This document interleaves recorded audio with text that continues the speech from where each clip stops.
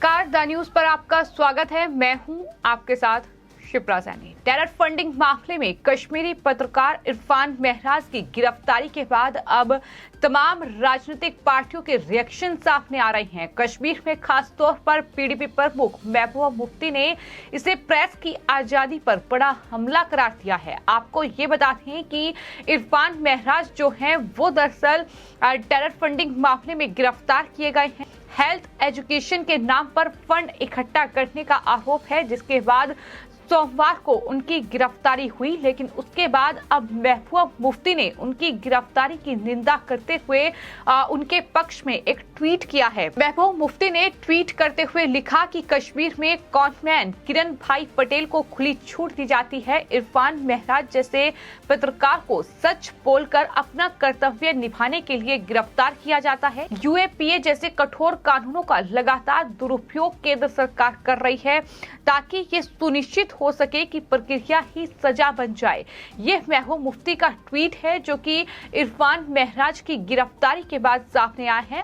आपको ये बता दें कि महबूबा मुफ्ती ने जिस किरण भाई पटेल का जिक्र अपने ट्वीट में किया है, आपको ये बता दें कि प्रधानमंत्री कार्यालय यानी पीएमओ में रणनीति और अभियान के लिए फर्जी अतिरिक्त निदेशक के तौर पर पकड़े जाने के बाद किरण पटेल को हाल ही में श्रीनगर के एक 5 स्टार होटल से कानून प्रवर्तन एजेंसियों द्वारा हिरासत में लिया गया था, लेकिन उन पर कार्रवाई हुई है। बावजूद इसके महबूबा मुफ्ती बौखलाई हुई है और ये दावा कर रही है कि किरण भाई पटेल को खुली छूट दी जाती है और एक पत्रकार को सच बोलने की सजा दी जाती है। यूएपीए जैसे जो कानून है, कठोर कानून, उसका लगातार दुरुपयोग हो रहा है। ये महबूबा मुफ्ती ने कहा है। प्रेस की आजादी पर हमला है, ये महबूबा मुफ्ती का बयान सामने आया है। और जहां तक बात इरफान की है तो आपको ये बता दें कि इरफान को टेरर फंडिंग मामले में गिरफ्तार एनआईए ने किया है और कश्मीरी पत्रकार है। पत्रकार जो है वो फ्रीलांसिंग का काम करता है। जानकारी के मुताबिक इरफान से पूछताछ के बाद उसे दिल्ली लाया गया है। तो वहीं जम्मू कश्मीर की पूर्व मुख्यमंत्री ने इसे प्रेस की आजादी पर हमला बताया है, गिरफ्तारी की निंदा की है। लेकिन आपको ये बता दें कि जम्मू कश्मीर में ये एक हफ्ते में दूसरी बड़ी गिरफ्तारी है जब किसी कश्मीरी पत्रकार को गिरफ्तार किया गया है। इससे पहले एनआईए ने पुलवामा में एक पत्रकार सरताज अल्ताफ भट्ट को हिरासत में लिया था और वो local news outlet growing Kashmir में काम करता था। तो इस तरीके से लगातार उन पत्रकारों पर शिकंजा कसा जा रहा है जो कि टेरर फंडिंग के लिए काम कर रहे हैं पत्रकारिता की आड़ में, या फिर कुछ ऐसे मीडिया आउटलेट्स के साथ जुड़े हुए हैं जो कि देश विरोधी गतिविधियों का समर्थन कर रहे हैं, जो देश विरोधी ताकतों के एजेंडे को पूरा करने के मकसद से चलाए जा रहे हैं। तो कहीं ना कहीं उन तमाम लोगों पर, ऐसी तमाम ताकतों पर शिकंजा कसा जा रहा है और इसी कड़ी में कश्मीरी पत्रकार इरफान की भी गिरफ्तारी एनआईए ने की है। आपको ये बता दें कि एनआईए के मुताबिक जो जानकारी इस पूरे मामले में सामने आई है, इरफान का संबंध जो है वो लश्कर ए तैयबा और हिजबुल मुजाहिदीन जैसे आतंकी संगठन से है। आरोप ये है कि वो कुछ एनजीओ हेल्थ एजुकेशन में मदद करने के नाम पर लोगों से फंड इकट्ठा करता था और इन आतंकी संगठनों को भेजता था। ये बड़ा आरोप है। वहीं एनआईए के अधिकारियों के मुताबिक एनजीओ और ट्रस्ट सोसाइटी से इकट्ठा किए गए फंड को घाटी में आतंकवादी गतिविधियों को बढ़ावा देने के लिए वो इस फंड का इस्तेमाल कर रहा था और ये पैसे दिल्ली, जम्मू कश्मीर और देश के दूसरे राज्यों के रास्ते भेजा जा रहा था। जांच एजेंसी के मुताबिक ये नॉन गवर्नमेंट ऑर्गेनाइजेशन भारत की यूनिटी, इंटीग्रिटी, सिक्योरिटी को खराब करने के लिए एक बड़ी साजिश के तहत जो है वो काम कर रहा था। इरफान जिसके चलते एनआईए ने उस पर शिकंजा कसा है, लेकिन महबूबा मुफ्ती का ट्वीट ये बताने के लिए काफी है कि किस तरीके से महबूबा को एक बार फिर कहीं न कहीं उन्हें तकलीफ हुई है, क्योंकि जो आतंकियों के सरपरस्त लोग हैं, जो आतंकियों से जुड़े हुए हैं, जो टेरर फंडिंग में पकड़े गए हैं, दरअसल उनकी गिरफ्तारी हो रही है, उन पर शिकंजा कसा जा रहा है और महबूबा मुफ्ती के जो कहीं न कहीं मंसूबे हैं वो पूरे नहीं हो पा रहे हैं। जिस तरीके तरीके से जम्मू कश्मीर में लगातार अलगाववादियों पर शिकंजा कसा गया है, उन तमाम सरकारी लोगों पर शिकंजा कसा गया है जिनके कहीं न कहीं जो लिंक है वो टेरर फंडिंग के मामले में या अलग अलग आतंकवादी संगठनों, अलगाववादी नेताओं से पाए गए हैं, उन तमाम लोगों पर शिकंजा बीते कुछ महीनों में जम्मू कश्मीर में कसा गया है।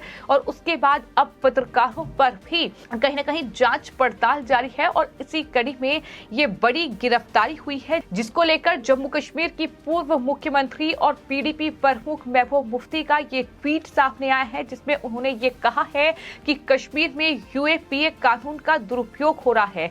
दरअसल महबूब को हर चीज से तकलीफ है, फिर चाहे वो जम्मू कश्मीर में बुलडोजर एक्शन हो, जो आतंकवादियों की मदद करने वाले लोग हैं, जो आतंकवादियों को पनाह देने वाले लोग हैं, जब उन पर बुलडोजर की कार्रवाई हो रही है तो महबूब बौखलाई हुई है। ट्वीट उनकी तरफ से किया जा रहा है।